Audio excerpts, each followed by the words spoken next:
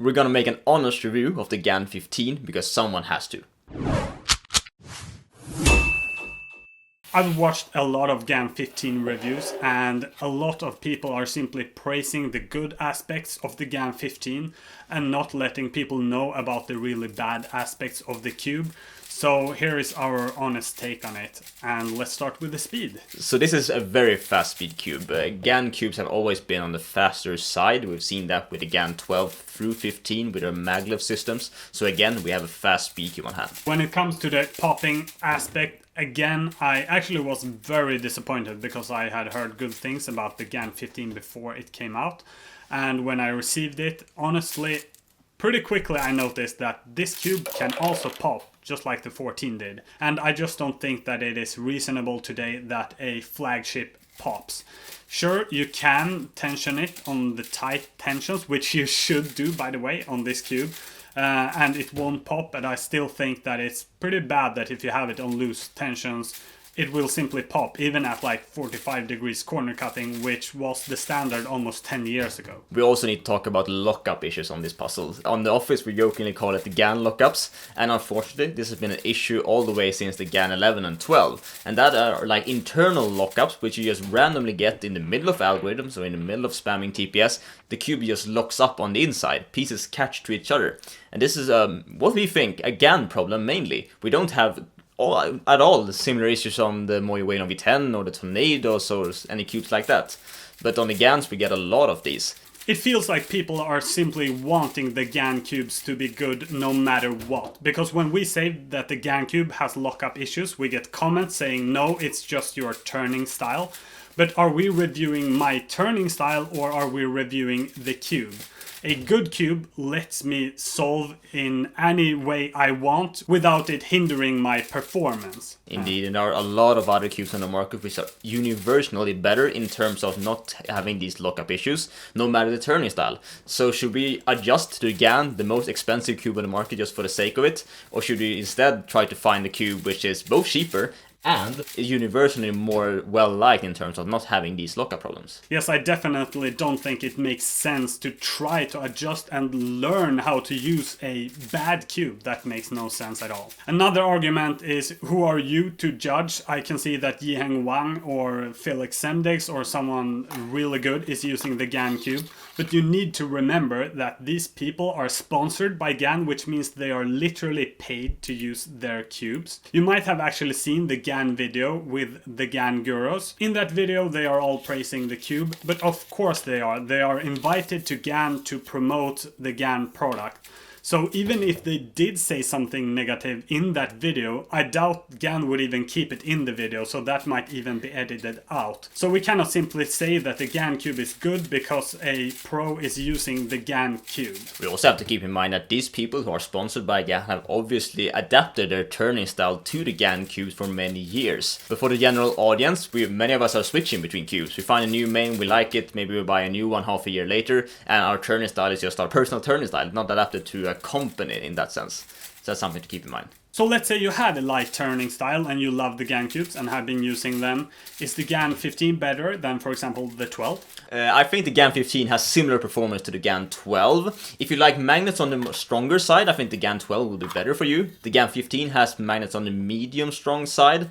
So if that's what you prefer, if you prefer more of a smooth turning feel in your puzzle, then the GAN 15 will likely be the best one for those GAN lovers out there. The GAN 15 definitely is more smooth in the turn, so you don't notice these big bumps, and I do think, as Daniel said, it has to do with the magnet strength. And speaking of the magnet system, you can no longer adjust them on the corner pieces. You can only adjust the magnet strength by picking the cube apart and switching these magnet bases, so basically the ball core strength. That's correct, and some people have been praising this as something great on this new GAN 15. Oh, this is such an easy to use system. But no, this is a much more complicated system which requires you to disassemble the cube. It is not as straightforward for neither new cubers or professionals who have been testing cubes for years.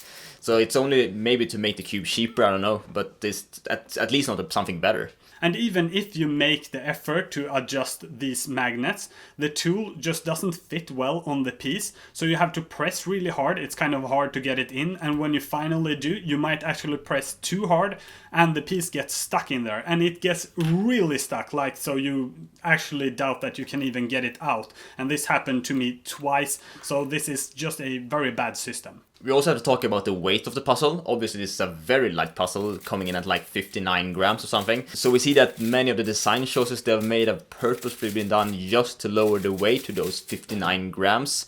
And is that even worth it? Well, I'm not entirely sold at least. Agreed. In the short 3-minute video GAN made with the GAN girls, they mentioned the low weight 10 times. 非常非常轻，就是比前几代魔方都 Lightweight characteristics, improvements in weight, how light it is, its lightness, noticeably lighter.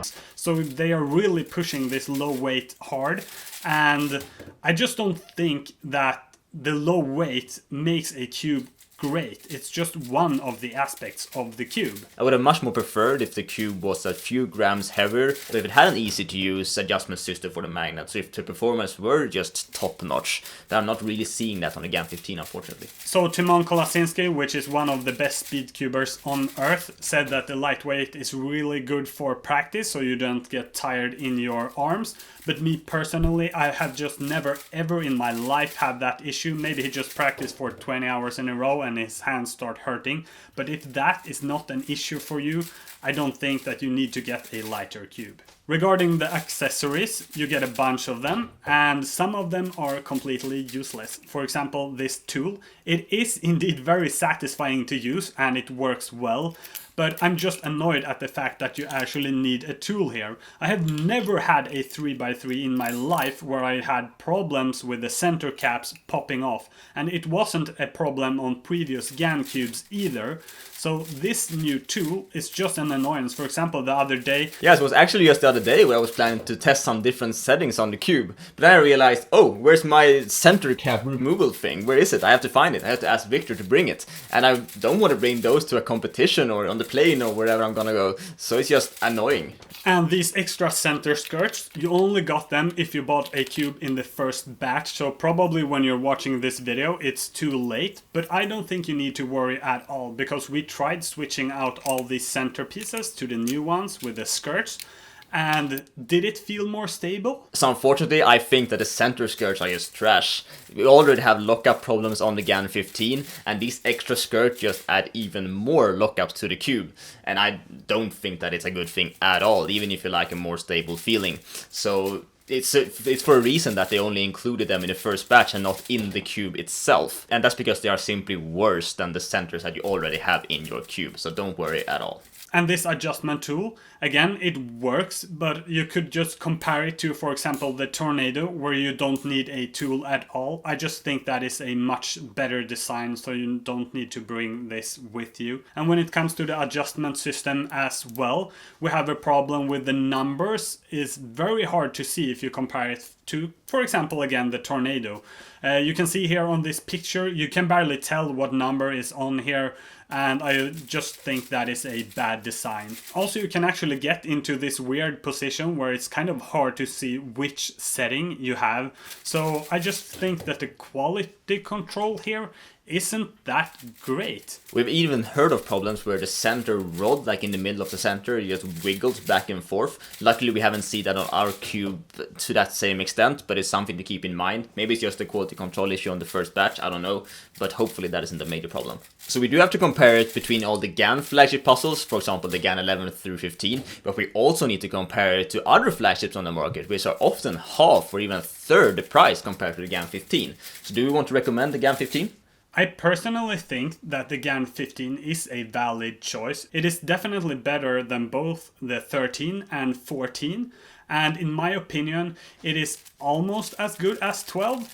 And that's just me personally. What do you think? Yeah, for me, the performance on the GAN 12 and 15 are basically similar. I'm not gonna main any of these cubes myself, unfortunately, but when just picking one up at the office, I feel like I can go interchangeably between the GAN 12 and 15. So one thing to consider here is that the GAN 12 has magnet adjustment, which is easier to use, and also the GAN 12 is cheaper, so more features and cheaper. But then we also need to compare it to all the other flagship level puzzles on the market. And I'm talking the Moe Waylon V10, I'm talking X-Men Tornado V3 or V4, and even other cubes on the market from other manufacturers. And when we start to talk about those puzzles, unfortunately, I can pretty confidently say that objectively this cube is not as good as, for example, the V10 or the Tornado. Agreed, the cube actually has some decent corner cutting, a nice speed and a nice feeling, but the lockups is just too big of an issue to ignore, and it's also a lot more expensive. Some people have praised GAN for actually lowering the price to only like 70 euro or whatever,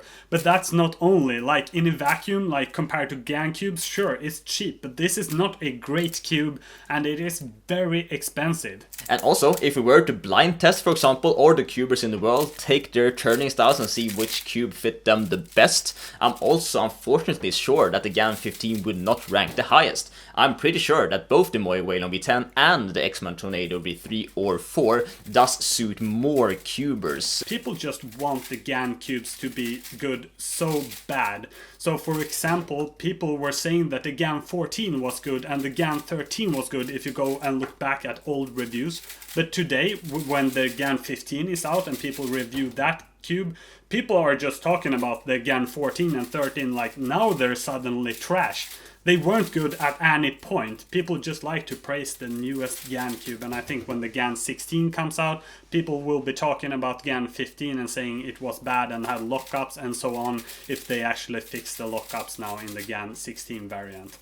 Another example of this is that in the past, when GAN added more adjustment options, this was praised like, oh, this cube is so adjustable, that's amazing, GAN is the best. And now when GAN has less options, people say, oh wow, GAN are so smart, less is more, we don't need all these adjustment options. So it's like people just want the GAN cube to be the best, and I just don't think it is. So if you have the lightest turning style in the world, or if you want to pick up a GAN flagship which is decently good on par with the GAN 12, sure, pick up the GAN 15, but otherwise I'm confident that there are other better cubes on the market that you should